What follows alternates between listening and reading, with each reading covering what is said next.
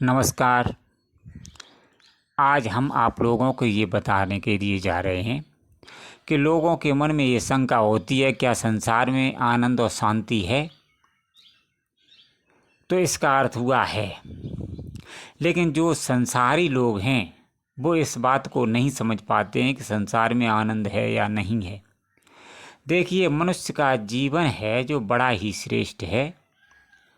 84 लाख योनियों में जो मनुष्य का जीवन है, स्त्री हो या पुरुष, वो श्रेष्ठ माना गया है, क्योंकि ये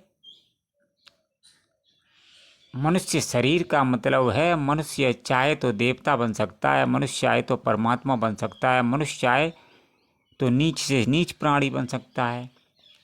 इसीलिए ये मनुष्य जन्म श्रेष्ठ है। मनुष्य जन्म को पाने के लिए देवता आदि इत्यादि सभी तरसते हैं, क्योंकि मनुष्य का जन्म पा करके वो जानते हैं कि मनुष्य परमात्मा को प्राप्त कर सकता है, अर्थात कर जाता है, सर्वशक्तिमान बन जाता है। हमारे संत भगवानों ने ये कहा है कि संसार में तो शांति नहीं है। और मनुष्य का वास्तविक लक्ष्य क्या है? देखिए, 84 लाख योनियों के बाद जो मनुष्य का जन्म मिला है, सिर्फ इसलिए मिला है, इसलिए नहीं मिला है कि धन दौलत कमाओ, यहीं खाओ, यहीं सो और जीवन को त्याग कर चले जाओ। लेकिन तुम्हें पता है, हमारे सदग्रंथ वेद शास्त्र पुराण और हमारे संत भगवान ये स्पष्ट रूप से कहते हैं कि मनुष्य जब अपने शरीर को त्यागता है, उसके बाद उस मनुष्य की अर्थात जीवात्मा की अधोगति होती है। अधोगति किसकी होती है? जो भजन नहीं करता है। मतलब वो जीवात्मा किसी भी शरीर को धारण इसलिए करती है, मनुष्य शरीर को इसलिए धारण करती है कि शरीर में रह करके परमात्मा को प्राप्त कर जाए, अर्थात अपने स्वरूप को प्राप्त कर जाए। लेकिन मनुष्य यहाँ आकर के अज्ञानतावश सब कुछ भूल जाता है और अपने लक्ष्य को भी भूल जाता है और इस संसार में भटकने लगता है। इसलिए भटकाव से बचने के लिए गुरु की आवश्यकता पड़ती है। आज के समय में कुछ लोग कहते हैं माता पिता ही गुरु हैं, लेकिन जब मैं उनको एक बात पूछना चाहता हूँ, जब माता पिता गुरु हैं तो माता पिता का भी हाल जब बुरा होता है तो वो भी अपने आप को नहीं संभाल पाते हैं, तो ऐसे में माता पिता सबसे बड़े कैसे हुए? तो मैं आप लोगों को बताने के लिए जा रहे हैं, इस संसार में माता पिता से भी बढ़कर के सब इस संसार में गुरु का स्थान है। माना मैं आपको उदाहरण के तौर पर समझाने के लिए जा रहा हूँ। माना कि एक माँ बाप के 4 बेटे हैं और ये प्राय देखा गया है कि माँ बाप एक बेटे से अधिक प्रेम करते हैं, एक से कम। तो जिस बेटे से अधिक प्रेम करते हैं उससे जब कोई पूछता है तो वो निश्चित रूप से यही कहेगा कि माता पिता ही सबसे बड़े हैं। और जिस बेटे से माँ बाप नफरत करते हैं तो वो तो माता पिता को बड़ा नहीं बताएगा। तो इसमें शंका की बात हुई।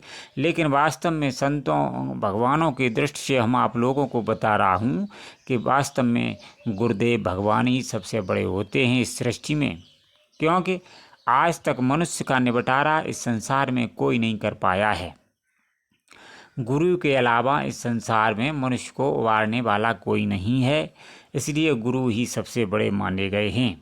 देखिए, मनुष्य का परम लक्ष्य मनुष्य का परम लक्ष्य है इस आवागमन से मुक्ति प्राप्त करना। लेकिन मनुष्य संसार के झमेलों में पड़ कर के सब कुछ भूल जाता है। आज देखिए, मनुष्य की दयनीय दशा कितनी विलक्षण हो गई है। मनुष्य विकारों में इतना घिर चुका है कि वो अपने लक्ष्य को ही भूल गया है। विकार इतने हावी हो गए हैं कि मनुष्य को होश ही नहीं है। दूसरे, जब शाकाहारी मनुष्य सही रास्ते पर चलता है तो वो भी बहुत परेशान रहता है।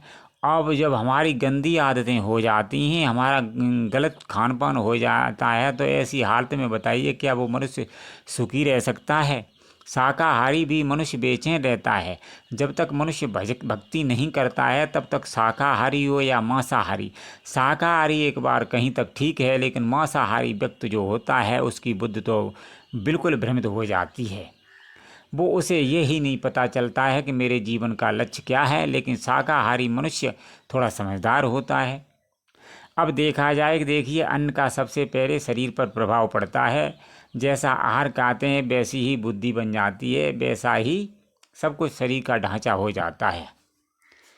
इसलिए मनुष्य को हमेशा शाकाहारी रहना चाहिए। जो लोग परमात्मा को प्राप्त करना चाहते हैं, आनंद को प्राप्त करना चाहते हैं, दुखों से निपटारा करना चाहते हैं, अपने जीवन को सुख से बिताना चाहते हैं, तो कृपया करके उन्हें शाकाहार अपनाना ही पड़ेगा।